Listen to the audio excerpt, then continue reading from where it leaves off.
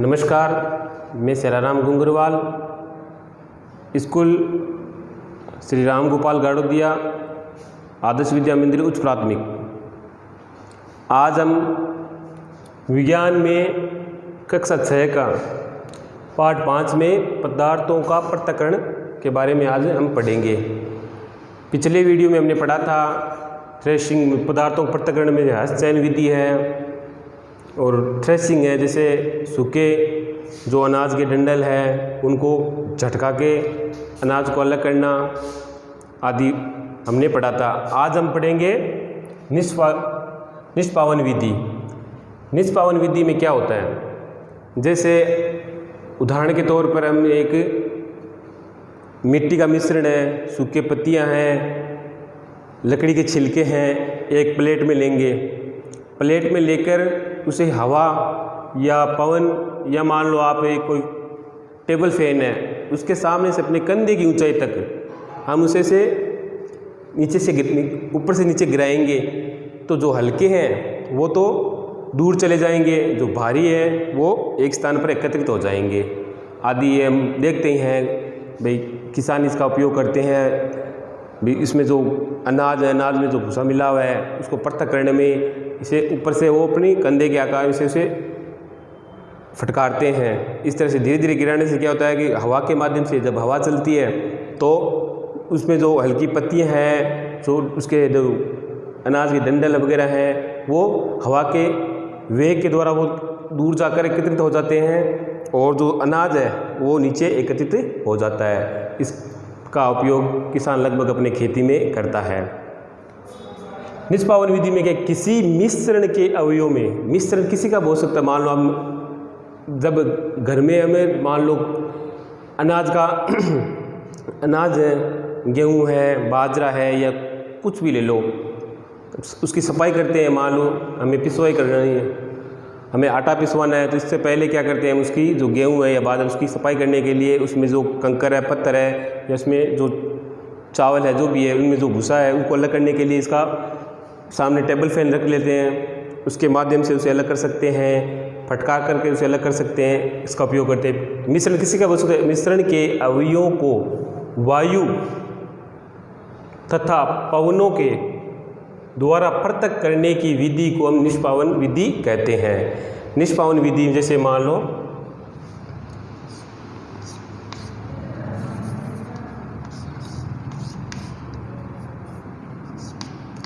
इसमें अनाज वगैरह जो है मान लो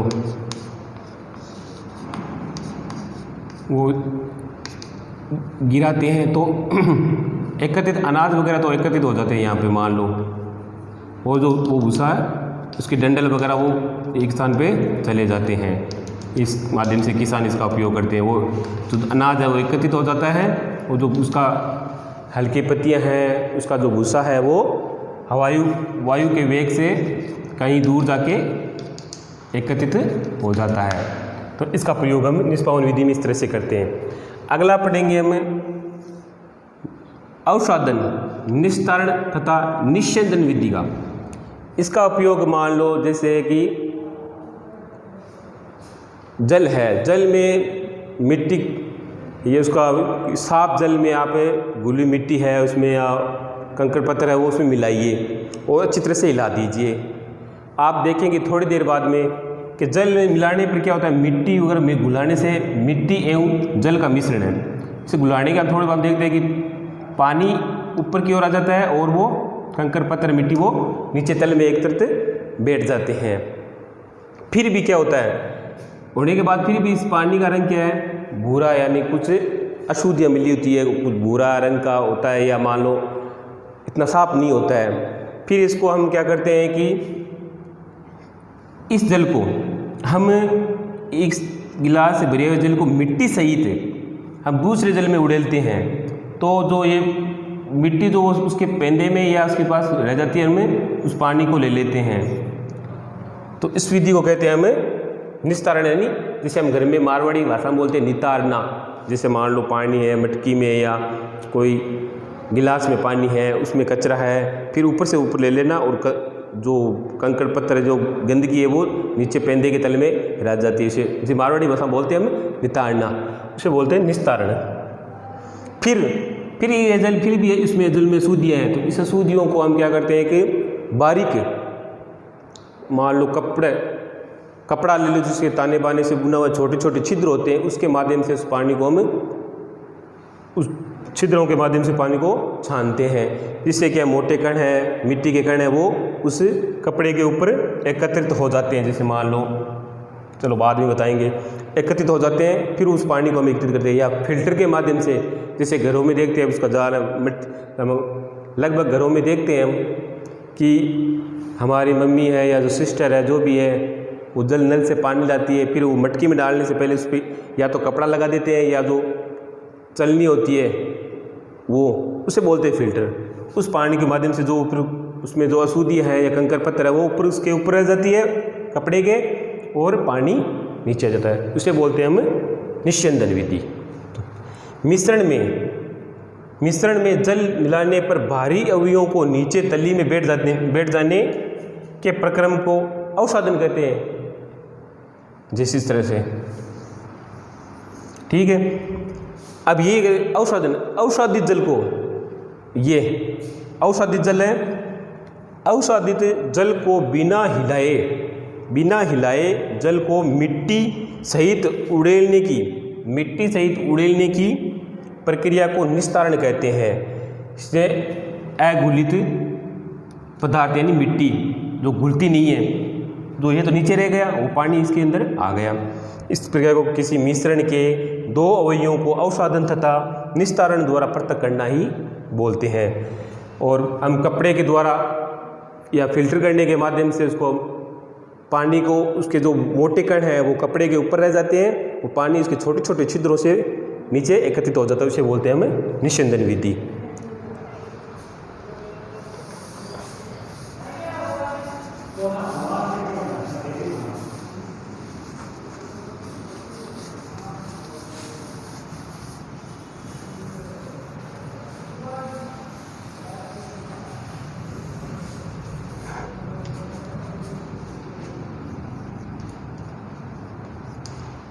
अगली है चालन विधि।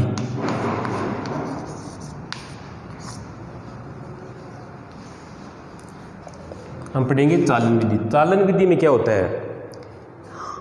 चालन विधि में जैसे हमारे घरों में हमारी मम्मी है, हमारी सिस्टर है, जब वो खाना बनाती हैं, रोटियां बनाती है, तो उससे आटे को, जो हम गेहूं का बना हुआ उसकी पिसाई करने के बाद आटे को एक चलनी के माध्यम से उसे चालते हैं, तो आटा तो नीचे आ जाता है, उसमें जो उसके ऊपर जो उसके बुरादे हैं, उसमें जो उसके छोटे छोटे जो है उसके पत्तियों के जो क्या बोलते हैं जैसे उसका कुछ मिला हुआ जो पदार्थ है वो चलनी के ऊपर रह जाता है, उसे हम चालन विधि के माध्यम से पढ़ सकते हैं। जैसे मान लो कि किसी आटे को चालने के लिए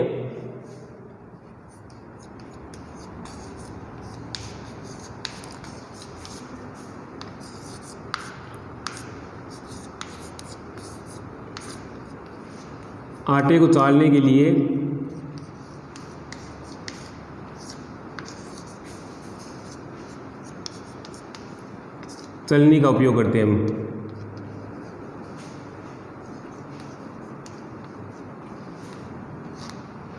चलनी का उपयोग करते हैं, ठीक, उपयोग करते हैं। तो भारी कण है, चलनी का उपयोग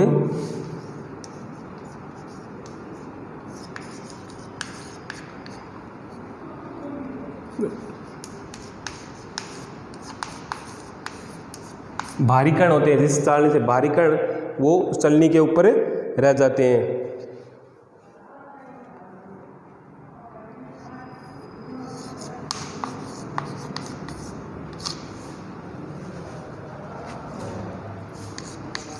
चलनी के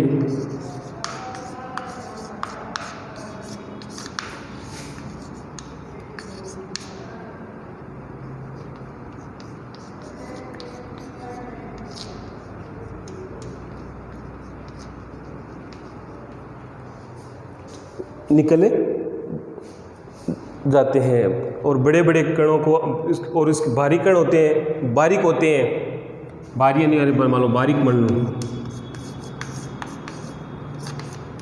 कण चलनी के छिद्रों से निकल जाते हैं और जो बड़े हैं वो चलनी को बड़े। इसी के द्वारा किसान खेतों में जैसे मिट्टी से नीचे दो दबे जो करते हैं तो वो उसके चलनी के माध्यम से भारी कणों को, बड़े कणों को चलनी के ऊपर आ जाते हैं, जो छोटे छोटे अनाज के कण हैं वो चलनी के माध्यम से बाहर आ जाते हैं। या मान लो हम देखते हैं कि भवन निर्माण में जब जो बजरी होती है, बजरी को बड़े चलने से जब उसे छानते हैं तो बड़े कंकर पत्थर तो ऊपर आ जाते हैं, नीचे वो उसका जो हल्के कण है वो यानी जो बारीक कण है जो वो नीचे आ जाते हैं। इसे भवन निर्माण में हम आदि के उपयोग में हम देखते हैं।